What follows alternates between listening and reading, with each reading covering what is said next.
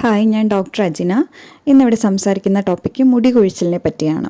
സാധാരണ രോമം വളരാറുള്ള ശരീരഭാഗങ്ങളിലോ പ്രത്യേകിച്ച് തലയിലെയോ രോമങ്ങൾ കൊഴിയുന്ന ഒരവസ്ഥയാണ് മുടി കൊഴിച്ചിൽ. പല വിധത്തിലുള്ള മുടി കൊഴിച്ചിലുകളുണ്ട്. മുടി കൊഴിച്ചിലിൻ്റെ കാരണങ്ങളെയും ബാധിക്കുന്ന രീതികളെയും അടിസ്ഥാനമാക്കി മുടി കൊഴിച്ചിലിനെ പ്രധാനമായി നമുക്ക് 6 തിരിക്കാം.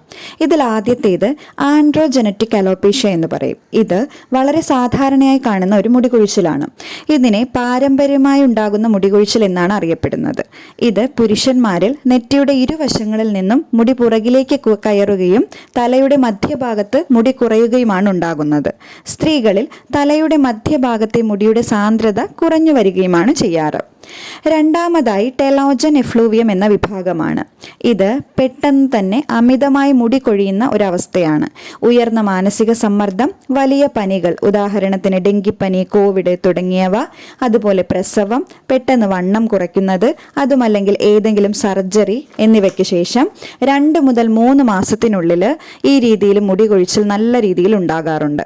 ഇത് താൽക്കാലികമാണ്. ശരീരം പഴയ രീതിയിലേക്ക് എത്തുമ്പോൾ മുടി വീണ്ടും വളരാനും തുടങ്ങുന്നതാണ്. ഇനി മൂന്നാമതായി അലോപേഷ്യ ഏരിയേറ്റ എന്ന് പറയും.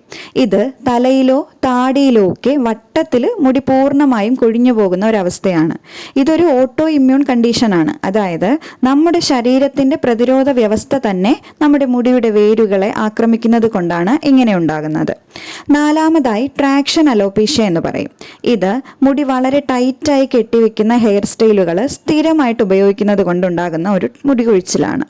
അഞ്ചാമത്തേത് അനാജൻ എഫ്ലൂവിയം എന്നാണ് അറിയപ്പെടുന്നത്. ഇത് മുടി വളരുന്ന ഘട്ടത്തിൽ തന്നെ പെട്ടെന്ന് കൊഴിഞ്ഞു പോകുന്ന ഒരവസ്ഥയാണ്. ക്യാൻസർ ചികിത്സയുടെ ഭാഗമായി നൽകുന്ന കീമോതെറാപ്പി, റേഡിയേഷനുകൾ കാരണമൊക്കെ ഇത്തരത്തിൽ വലിയ രീതിയിൽ മുടി കൊഴിച്ചിൽ ഉണ്ടാകാറുണ്ട്. ചികിത്സ കഴിഞ്ഞാൽ മുടി സാധാരണയായി തിരികെ വളരുകയും ചെയ്യും. ഇനി ആറാമത്തെയും അവസാനത്തെയും വിഭാഗമാണ് സിക്യാട്രീഷ്യൽ അലോപേഷ്യ അഥവാ സ്കാരിങ് അലോപേഷ്യ. ഇത് ചില സ്കിൻ ഡിസീസസ്, ഇൻഫെക്ഷൻസ്, പൊള്ളൽ തുടങ്ങിയവയൊക്കെ കാരണം മുടിയുടെ വേരുകൾ നശിച്ചു പോകുന്നതിനാൽ അവിടെ സ്കാറുകൾ അല്ലെങ്കിൽ പാട് വരുന്ന ഒരവസ്ഥയാണ്. ഇവിടെ മുടിയുടെ വേരുകൾ നശിക്കുന്നതിനാൽ വീണ്ടും മുടി വളരുക എന്നത് പ്രയാസമാണ്. ഇനി ഇവയൊന്നും കൂടാതെ ഹോർമോൺ വ്യതിയാനങ്ങൾ, അതായത് PCOS, തൈറോയിഡ് രോഗങ്ങൾ തുടങ്ങിയവ, പോഷകാഹാരക്കുറവ്, ഇരുമ്പ്, വൈറ്റമിൻ D, വൈറ്റമിൻ B12 എന്നിവയുടെ കുറവും കടുത്ത താരൻ അഥവാ ഡാൻഡ്രഫ് മുടി കൊഴിച്ചിലിന് കാരണമാകാറുണ്ട്. ഇതിലൂടെ മുടി കൊഴിച്ചിലിന്റെ കാരണങ്ങളും വിഭാഗങ്ങളും ഒക്കെ മനസ്സിലായി എന്ന് കരുതുന്നു. ഇതിൽ നിന്നും നിങ്ങളുടെ മുടി കൊഴിച്ചിൽ ഏത് ടൈപ്പാണെന്ന് മനസ്സിലാക്കിയിട്ടുണ്ടാകും. ഇനി വേണ്ടത് കൃത്യമായ പരിശോധനകൾ നടത്തുക എന്നതാണ്. അതിനായി ഒരു സ്കിൻ ഡോക്ടറിനെ കൺസൾട്ട് ചെയ്യാവുന്നതാണ്. കൂടാതെ ആവശ്യമെങ്കിൽ ഡോക്ടറുടെ നിർദ്ദേശപ്രകാരം കംപ്ലീറ്റ് ബ്ലഡ് കൗണ്ട് അഥവാ CBC, സിറം ഫെറിറ്റിൻ അഥവാ അയൺ, തൈറോയിഡ് അഥവാ TSH, vitamin D and vitamin B12 തുടങ്ങിയ പരിശോധനകളും നടത്തി മുടി കൊഴിച്ചിലിന്റെ കാരണങ്ങൾ ആദ്യം കണ്ടെത്തണം. മുടി കൊഴിച്ചിൽ തടയാനും മുടിയുടെ ആരോഗ്യം നിലനിർത്താനുമായി പ്രോട്ടീൻ, അയൺ, omega-3 ഫാറ്റി ആസിഡുകൾ, വൈറ്റമിൻ C, ബയോട്ടിൻ എന്നിവ അടങ്ങിയ ഭക്ഷണങ്ങളും കഴിക്കേണ്ടത് വളരെ പ്രധാനമാണ്. മുടി കൊഴിച്ചിൽ തടയാൻ സഹായിക്കുന്ന ഫുഡ് ഐറ്റംസ് നമുക്കൊന്ന് പരിശോധിച്ച് നോക്കാം. ഇതിൽ ആദ്യത്തേത് മുട്ട അല്ലെങ്കിൽ എഗ്ഗ്.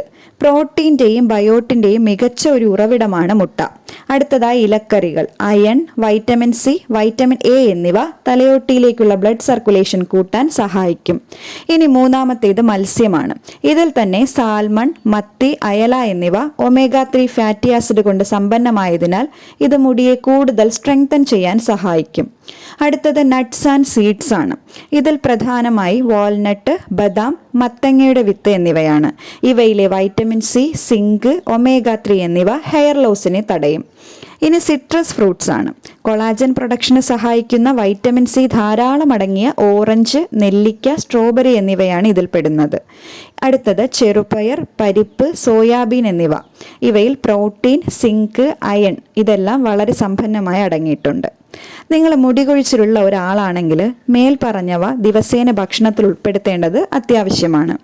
മുടി കൊഴിച്ചിൽ തടയാനും മുടി വളർച്ചയ്ക്കും ആയുർവേദത്തിൽ ഫലപ്രദമായ ചികിത്സാ രീതികൾ ലഭ്യമാണ്.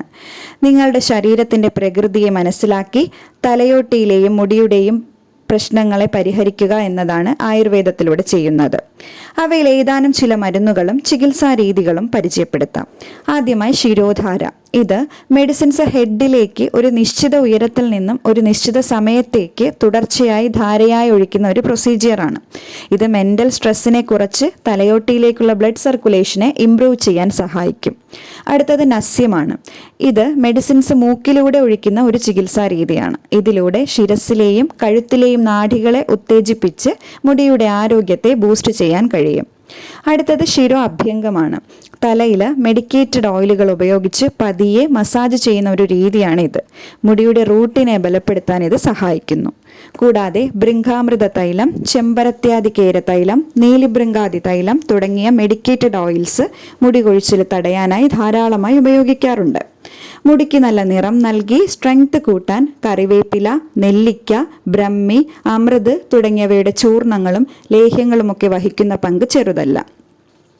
മാർക്കറ്റുകളിലൊക്കെ സുലഭമായി ഇന്ന് ലഭിക്കുന്ന മുടി വളരാനും മുടി കൊഴിച്ചിൽ തടയാനുമൊക്കെയുള്ള ഫേക്ക് പ്രൊഡക്റ്റുകളൊന്നും വീഴാതെ നിങ്ങളുടെ മുടി കൊഴിച്ചിലിൻ്റെ യഥാർത്ഥ കാരണം വ്യക്തമായി മനസ്സിലാക്കി ഒരു സർട്ടിഫൈഡ് ആയുർവേദ ഫിസീഷ്യൻ്റെ സൂപ്പർവിഷനിൽ കൃത്യമായ മെഡിസിൻസും തെറാപ്പികളും ചെയ്ത് ശരിയായ ആഹാര രീതികളും കൃത്യമായ ഉറക്കവും വ്യായാമവും ഒക്കെ ചെയ്യുകയാണെങ്കിൽ മുടി കൊഴിച്ചിലിനെ നല്ല രീതിയിൽ കൺട്രോൾ ചെയ്യാനും ഉള്ള മുടിയുടെ സ്ട്രെങ്ത്തിനെ മെയിൻറ്റെയിൻ ചെയ്യാനും മുടികളുടെ വളർച്ചയ്ക്കും വളരെയധികം സഹായിക്കും. പ്രധാനമായും ഇത്രയും കാര്യങ്ങളാണ് ഈ ഒരു ടോപ്പിക്കിൽ പറയാനുള്ളത്. നിങ്ങൾക്ക് ഇഷ്ടമായെങ്കിൽ please do like, share and subscribe. Thank